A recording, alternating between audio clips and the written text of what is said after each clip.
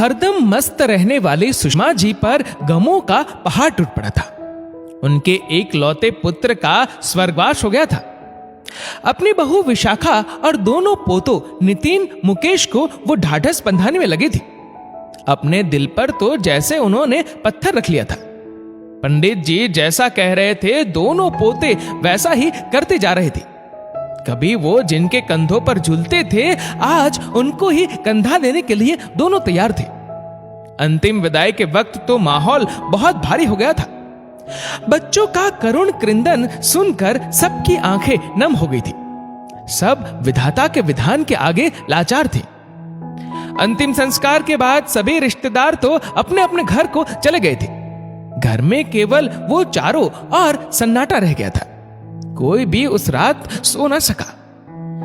अगले दिन पंडित जी सुबह सुबह ही घर पर आ गए और सुषमा जी से दिवंगत की आत्मा की शांति के लिए पाठ बिठाने एवं दान करने की बात करने लगे। सुषमा जी बोली, आत्मा की शांति के नाम पर जो आडंबर होते हैं उनसे मेरे बेटे को बड़ी चीड़ थी। वह तो कहा करता था कि अगर किसी प्रियजन की आत्मा को शांति पहुंचाना ही चाहते हैं तो हमें उसके द्वारा छोड़े गए अधूरे कार्य को पूरा करना चाहिए। सुषमा जी पंडित जी से बोली, आप सादगी से जरूरी रस्मों को पूरा कीजिए बस। अब आडंबर की लकीरों को मिटा देना सबके लिए ही श्रेयस्कर होगा। पंडित जी सुषमा जी का मुंह देखते रह गए और अपनी दाल गलती ना देखकर वहां से चल दिए। धीरे धीरे 13वीं का दिन भी आ गया। शोक खुलाई के अवसर पर जब विशाखा के घर वालों ने उसे सफेद रंग की धोती एवं पीतल के कंगन पहनाए तो सुषमा जी का खून खौल उठा। वो बोली, मेरी बहू को कांच की चूड़ी, बिंदी, नेल पॉलिश एवं बिछुए सब पहनाओ और ये सफेद धोती नहीं पहनेगी। समाज ने विधवाओं के लिए रीति रिवाज के नाम पर जो ये लकीरें खींच दी है वह मुझे मंजूर नहीं। क्या औरत का श्रृंगार छीन लेने से उसके मन का दुख कम हो जाएगा? नहीं, बिल्कुल भी नहीं। बल्कि बार बार उसे याद दिलाता रहेगा कि तू विधवा है, तुझे अब श्रृंगार विहीन होकर ही रहना पड़ेगा। जबकि विधवा होने में औरत का कोई दोष नहीं होता, उसे शुभ कार्यों से भी दूर रखा जाता है।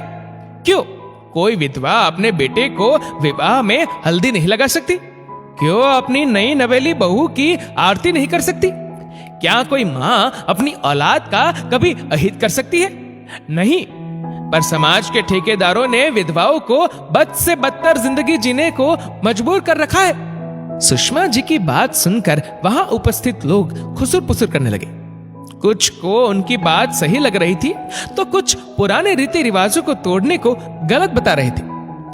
सुषमा जी की बात सुनकर विशाखा के दिल में उनके लिए आदर और बढ़ गया था। वह सोचने लगी, जब वो शादी करके इस घर में आई थी तो उसकी ददिया सास भी जिंदा थी जो बहुत रूढ़िवादी थी।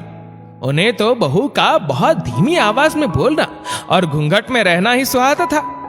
बहू का घर से बाहर जाकर नौकरी करना तो दूर की बात थी। तब भी सास ने उसका ही साथ दिया था और उसके लिए रूढ़िवादी लकीरों को मिटा दिया था। तभी वह घर से बाहर जाकर नौकरी कर पाई थी, वरना उसकी जिंदगी भी घूंघट में रहते ही बीत जाती। विशाखा अपनी सास के कंधे पर सिर रखकर रोने लगी और बोली, अगर मुझे आपका सहारा ना मिला होता तो मैं तो जीते जी ही मर जाती। अपनी बहू को रोते देखकर वो भी फूट फूट कर रोने लगी। आखिर उन्होंने भी अपना बेटा खोया था। नितिन और मुकेश ने दोनों को संभाला, पर आंसू उनके भी नहीं रुक रहे थे। आनन फानन में विशाखा के घर वाले सारा सामान दोबारा लाए और रस्म को पूरा किया।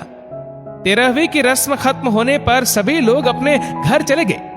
सबके जाने के बाद सुषमा अपने पोतों से बोली, अब तुम दोनों भाइयों को आपस में और अधिक प्यार से रहना होगा। कभी भी पैसों या जमीन जायदाद के कारण अपने दिल में नफरत की लकीरें मत खींच लेना, क्योंकि जीवन में पैसा ही सब कुछ नहीं होता। रिश्ते नाते ज्यादा महत्वपूर्ण होते हैं। अपनी दादी की बात सुनकर दोनों ही बोले, दादी, रिश्तों को प्यार से सींचने की विरासत को ही हमने पाया है और उसे ही अब हमें आगे बढ़ाना है। बच्चों के मुंह से ऐसा सुनकर विशाखा एवं सुषमा जी दोनों ही आश्वस्त हो गए और उन दोनों को प्यार से अपने गले से लगा लिया। दोस्तों, ये कहानी लिखी है वंदना भटनागर ने। आपकी इस वीडियो के बारे में क्या राय है, नीचे कमेंट करके जरूर बताएगा। और अगर आपको वीडियो अच्छा लगा हो तो इस वीडियो को लाइक करेगा, शेयर करेगा ज्यादा से ज्यादा लोगों तक। और ऐसे ही और भी इंस्पिरेशनल वीडियोस के लिए सब्सक्राइब करें हमारे यूट्यूब चैनल को और फेसबुक पर फॉलो करें हमारे पेज को। धन्यवाद।